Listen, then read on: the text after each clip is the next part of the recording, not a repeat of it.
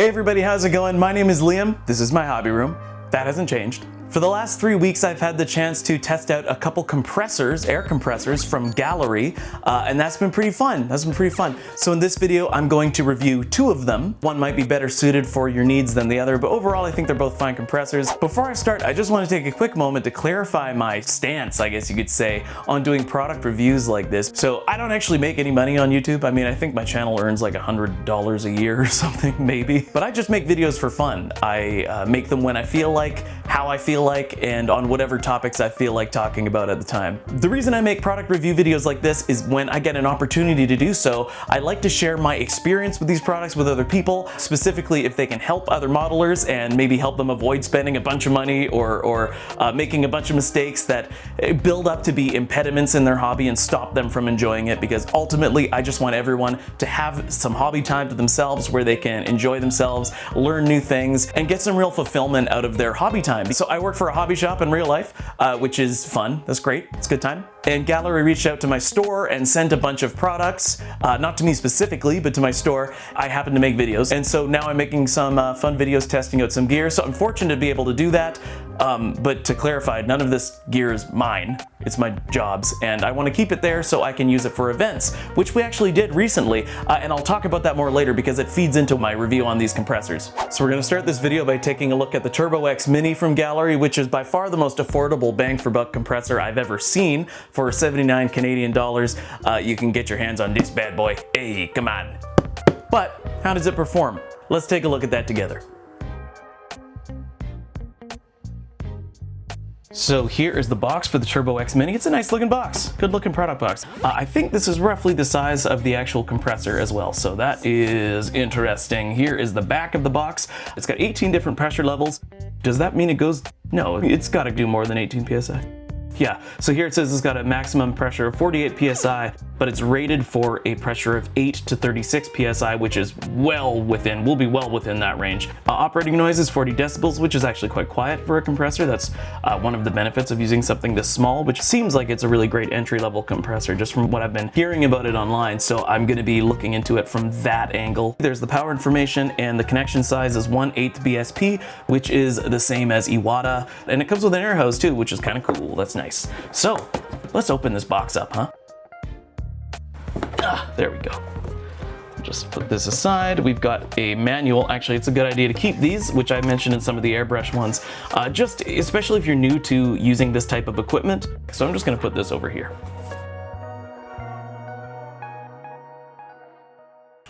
All right, let's see. Yeah, it's about the same size as the picture on the box there. Ah, nice. We've got our air hose, and this looks to be our power adapter. That's great. And then we have a little airbrush holder as well, so we don't want to lose that. This is a nice looking piece of equipment. Look at that, that's really cool. Now there's a protective screen here because it has a digital pressure gauge. I'm gonna leave it on just because this is a review copy that we're gonna be using for the store, so I don't want to ding this thing up too bad. And it looks like this is the only button. You press this button to power it on and off, press and hold to start. Okay, great. Now, as you can see, much like the Neo for Iwata, this air compressor does not have a tank. What that means is that it is going to be continuously running, continuously compressing air and pushing that air into your airbrush through the air hose. So in doing that, the machine can sometimes get quite hot. There's probably going to be something in here that says, hey, don't do this for longer than X amount of time, or like take a break every now and then. So there's actually a temperature warning. When the temperature reaches 85 degrees Celsius, the indicator light flashes. It is recommended to stop operation and allow the unit to cool. So make sure you're paying attention to the temperature. Plug that in here, that's for your airbrush, and then you got your power that plugs into the back. Now there's the switch on the back here too, and I just read what it was and forgot, so I'm just gonna look at that again. I see. Now in this side you see the little circle that is not filled in. That is the normal mode of the compressor. As you can see, it's defaulted to that position. It's suitable for most airbrushes with a 3mm nozzle and above. So anything 3mm and larger you can use this for. And if you want to switch to compatible mode, which is the other side, that mode is designed for small flow, small nozzle airbrushes, which prevents frequent start and stop cycling of the compressors. Now we've got a standard 1/8 BSP air hose that we're going to connect here.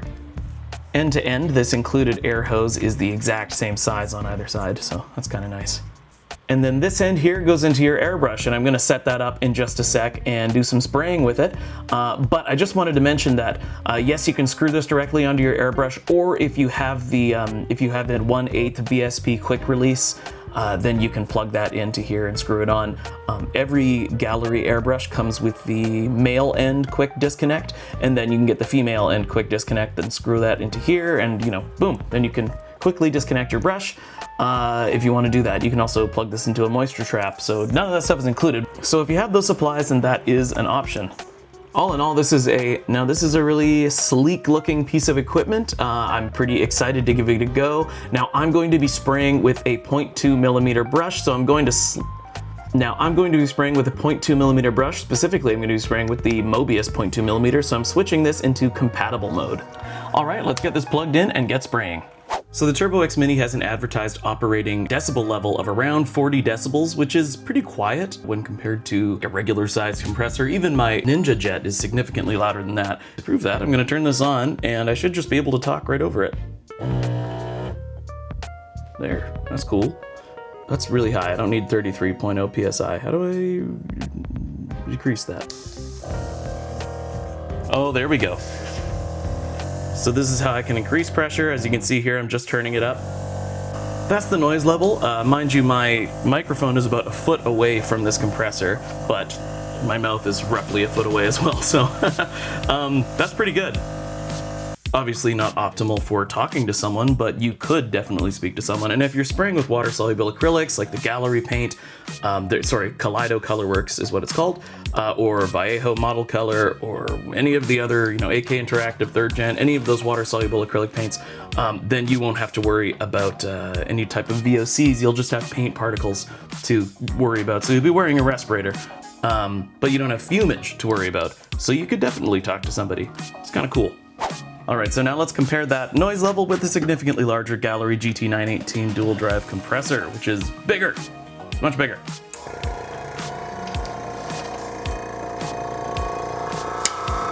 Even that's not bad. Now, I gotta say, what's really nice so far about both of these is that it's got the these rubber feet here, which are pretty intense. They got a lot of suction, and that means the compressors aren't moving around a lot when I spray. Now, my Iwata Ninja Jet does have little rubber feet, but that thing is like going for a freaking marathon run every time I turn it on. So I pretty much had to make a little wooden corral around it to stop it from going anywhere. Looks like I won't have to do that with these, which is good because I don't want to build another one. So that is my noise test, and I have this thing switched to compatible mode because I'm using a 0.2mm airbrush. Remember what I mentioned before about compatible mode versus normal mode with the toggle switch on the back there. Now, I'm gonna turn this on again. You can see the pressure building, and how it's just turned off like that is because it's already filled the hose with air. See, and then as I pull the trigger back, I'm releasing air. This is at 19 PSI currently, and you can move it up, say if you're priming or something, to, let's see, there we go, 20, 21. That's pretty good. That's pretty good. This is pretty cool. So I'm gonna give this thing an actual test spray because the only way to really test a compressor is to actually, paint something. So that's what we're gonna do. So I'll just turn this off, release the air from my hose, and I'll move this over to my spray booth and we can give this a go. I was painting for 3 hours and I didn't come close to the temperature warning. It wasn't even that hot to the touch. This compressor does have a temperature warning that'll show up and an auto shut off when it exceeds that temperature limit. So that's nice. It just protects the internal mechanisms of the air compressor. One thing I did notice is that the digital pressure gauge was just going like all over the place. I didn't really understand what was happening, but I think I know what it is now. I think I figured out what is happening. So this compressor is a tankless compressor. There's no air tank that stores up air in here, which means normally it would be constantly on, but what this thing actually does is turn off once it fills your air hose with pressurized air.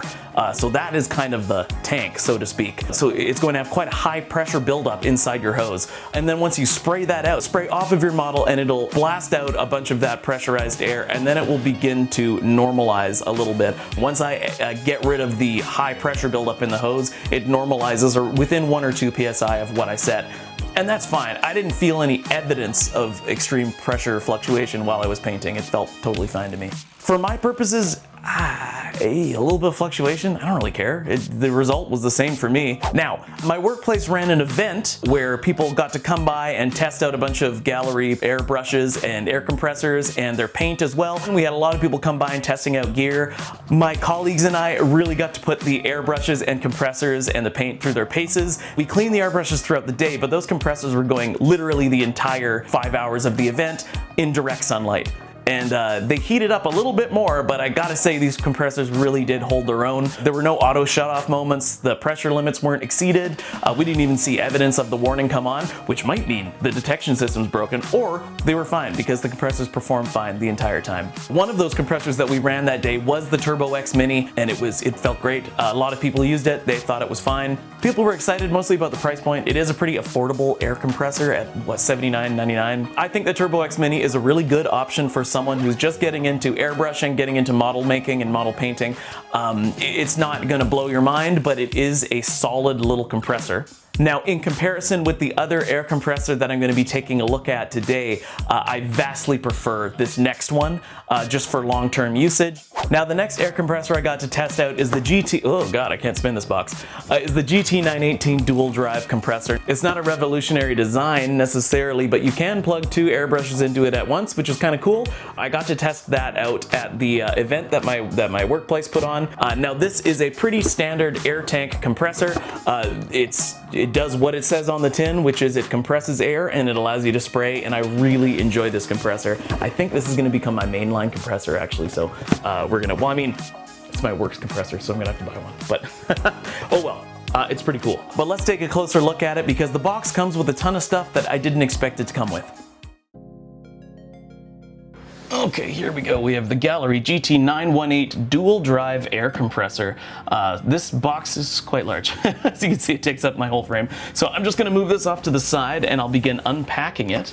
And we can take a look at what is inside. First up, we get 2 air hoses. That's nice. These are identical. They are the 1/8 BSP airbrush, compatible with most airbrush brands like Iwata. We have 2 little airbrush holders here, and looks like we can just plug these into the compressor. And here is a quick start guide and a little plastic envelope. Continuing with taking stuff out of a box and showing you what they are, we have 2 moisture traps. That's really cool. That's awesome. They didn't have to include that, so these plug right into your airbrush, and the other end plugs into your air hose. I'm just gonna put those aside for now and just kind of wrestle this compressor out. This compressor features a 1-liter tank, so it will fill up with air and then turn off, so it's not just constantly running like my Iwata Ninja Jet, which gets super hot because it doesn't have a tank to fill up. It's just continually compressing air. I don't have to worry about that with this one. Now, at the bottom of the tank, there's going to be a little water valve that you can open from time to time. That just happens with moisture building up. Just make sure that you spray everything out of your tank first before you open that. Down here it says a small Allen wrench is recommended for screwing or unscrewing the water valve. I read that as small alien wrench, and I'm like, okay, well, I don't really know what that is. So that's fun. It's just a regular Allen wrench. Nothing alien about it. That's great. Here is the 918 dual drive compressor. One thing I want to look at down here just real quick, I know this isn't the most exciting thing in the world, but look at the feet on this compressor. They are rubber and they do have like a bunch of tiny little feet on the inside. That's really cool. I haven't seen that before. I wonder if that will mean it's going to be more stable, less stable. I wonder if it's going to hold its position more.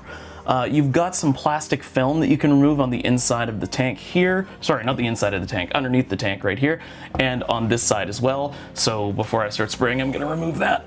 And now you have the top. You have your pressure gauges for both airbrush connections, and this is where we can install the little airbrush holders. So I'm just gonna plug those in.